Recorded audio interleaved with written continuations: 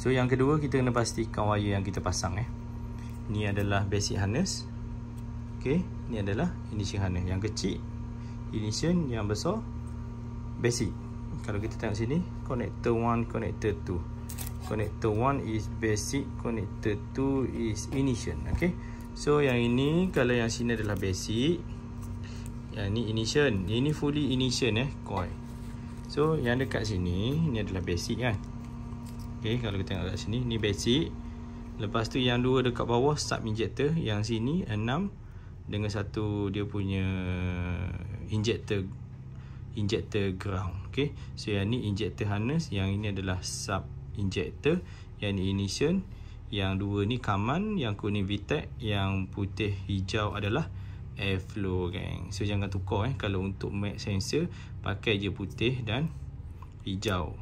Kalau biru dengan purple, ini adalah untuk Mitsubishi only. Kalau salah tab, salah potong, memang takkan ada yang normal. Okey, so kita kena ubah dia punya kedudukan wire. Untuk move on turbo kita pakai semua. Kita kena pakai ignition, basic dan injector.